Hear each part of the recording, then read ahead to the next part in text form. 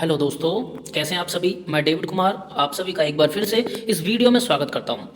दोस्तों, अगर आप सी टेट के प्राइमरी लेवल का तैयारी कर रहे हैं और प्लस किसी टीचिंग जॉब के लिए आप तैयारी कर रहे हैं, तब ये वीडियो आपके लिए है।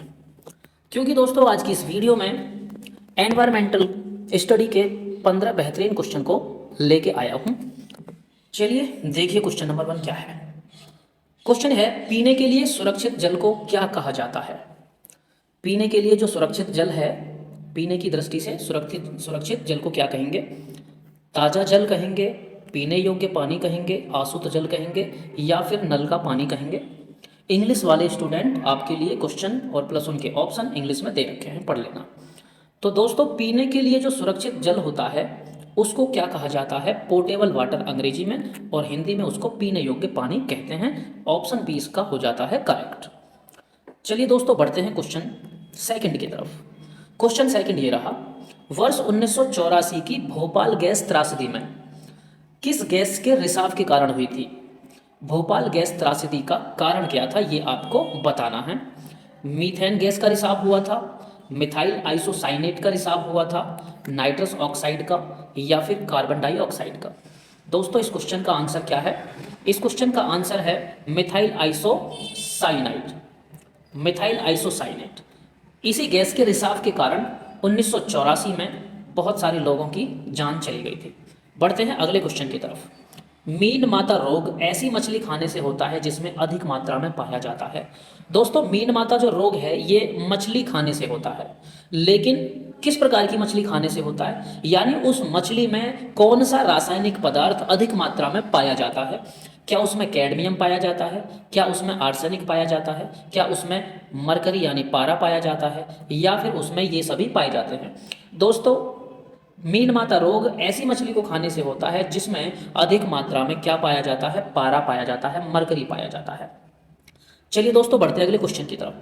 क्वेश्चन 4 इस वीडियो का ये रहा, ओजोन परत का अधिकतम ह्रास निम्न में से किस पर हुआ है। ओजोन परत जो कि बहुत ही ज़्यादा महत्वपूर्ण है, यह स्ट्रेटोस्फेयर में पाई जाती है। ठीक है, कहाँ पे पाई जाती है, स्ट्रेटोस्फेयर में पाई जाती है। तो इसका अधिकतम ह्रास किस बिंदु पर हुआ है ये हमें बताना है।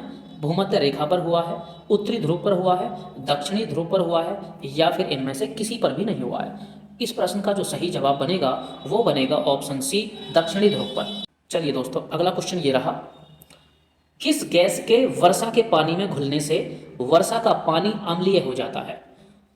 Carbon dioxide, hydrogen peroxide, nitrogen monoxide, या फिर सल्फर डाइऑक्साइड। दोस्तों, मैं आपको बता दूं, इस प्रश्न का जो सही जवाब रहेगा वो रहेगा option D, sulphur dioxide. Sulphur dioxide gas के जो वर्षा का पानी होता है उसमें घुलने के कारण वर्षा का पानी कैसा हो जाता है, अम्लीय हो जाता है, एसिडिक हो जाता है पानी। अगला प्रश्न देखिए क्या है, वर्षा जल संरक्षण क्या है, यानी रेन वाटर हार्वेस्टिंग क्या है।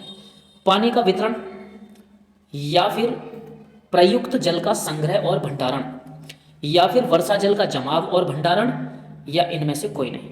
दोस्तों, rain water harvesting, rain water मतलब कि बरसात का पानी, और हार्वेस्टिंग कहीं ना कहीं जुड़ा हुआ है बरसात के पानी को स्टोर करने से, इकट्ठा करने से। तो दोस्तों, अगर ऑप्शन सी पर आप नजर डालेंगे तो आपको समझ में आएगा कि जो जल संग्रहण है, वर्षा जल संग्रहण है, वो क्या है, वो वर्षा जल का जमाव और भंडारण ही तो है। ऑप्शन सी इसमें करेक्ट हो जाता है। चलिए अगले प्रश्न की तरफ बढ़ते हैं। कौन सी ग्रीन हाउस गैस वातावरण में सबसे अधिक मात्रा में उपस्थित रहती है। कार्बन डाइऑक्साइड रहती है, प्रोपेन रहती है, ईथेन रहती है, या फिर मीथेन रहती है। तो दोस्तों, इनमें से सबसे अधिक मात्रा में वातावरण में जो उपस्थित गैस है और प्लस जो एक ग्रीन हाउस गैस भी है, वो और कोई नहीं बल्कि आपकी कार्बन डाइऑक्साइड गैस ही है। ऑप्शन ए इसमें करेक्ट हो गया। नेक्स्ट क्वेश्चन देखिए, भारत में निम्नलिखित में से कौन सी एजेंसी मुख्य रूप से प्रदूषण के मापने से संबंधित है। यानी भारत में प्रदूषण का मापन किस एजेंसी के द्वारा किया जाता है? क्या यह ग्रीन ट्रिब्यूनल के द्वारा होता है, या यह केंद्रीय प्रदूषण नियंत्रण बोर्ड के द्वारा होता है, या फिर यह केंद्रीय जल आयोग के द्वारा होता है, या फिर यह सर्व ऑफ इंडिया के द्वारा होता है? दोस्तों ऑप्शन बी इसमें बिल्कुल करेक्ट हो जाएगा, यानी कि केंद्रीय प्रदूषण नियंत्रण बोर्ड इसके द्वारा। चलिए दोस्तों नेक्स्ट क्वेश्चन देखते हैं। वायुमंडल का प्रमुख स्तर जो पृथ्वी तल के नज़दीक है, यानी जो वायुमंडल का प्रमुख स्तर है पृथ्वी तल के नज़दीक, यानी एटमॉस्फेयर की फर्स्ट लेयर हमें बतानी है। समताप मंडल है, क्षोभ मंडल है, मध्य मंडल है, या फिर आयन मंडल है? तो दोस्तों वायुमंडल की जो प्रमुख स्तर है, प्रथम जो लेयर है, उसको क्या कहते हैं? उसको ट्रोपोस्फेयर यानी कि क्षोभ मंडल कहते हैं। ऑप्शन बी इसका करेक्ट आंसर है। तो दोस्तों ये रहा इस वीडियो का नेक्स्ट क्वेश्चन। प्रश्न 10 है, तरुण भारत संघ के राजेंद्र सिंह को किस कार्य के लिए मैग्सेसे पुरस्कार दिया गया था? जल संरक्षण के लिए, सामुदायिक वानिकी के लिए, वनों के संरक्षण के लिए, या फिर सौर ऊर्जा के लिए? दोस्तों इस प्रश्न का जो सही जवाब रहेगा वो रहेगा ऑप्शन ए, जल संरक्षण। जल संरक्षण के लिए तरुण भारत संघ के राजेंद्र सिंह को मैग्सेसे पुरस्कार से सम्मानित किया गया था। अगला प्रश्न देखिए, कौन सी गैस अधिकतम भूमंडलीय तापमान वृद्धि के लिए उत्तरदायी है? यानी कि ग्लोबल टेम्परेचर राइज के लिए इनमें से कौन सी गैस उत्तरदायी है? क्लोरोफ्लोरोकार्बन है, मीथेन है, कार्बन डाइऑक्साइड है, या फिर नाइट्रस ऑक्साइड है? तो दोस्तों इस प्रश्न का जो सही जवाब रहने वाला है वो है option C, carbon dioxide. Carbon dioxide की अधिकता भूमंडलीय तापमान वृद्धि करने के लिए उत्तरदायी है। अगला प्रश्न देखिए, घरेलू मवेशी तथा भेड़ किस हरित गैस के उत्पादन के लिए उत्तरदायी हैं? ये किस हरित गैस का उत्पादन करते हैं? ओजोन, नाइट्रस ऑक्साइड, क्लोरोफ्लोरोकार्बन, या फिर मीथेन? इस प्रश्न का सही जवाब रहने वाला है ऑप्शन डी, मीथेन।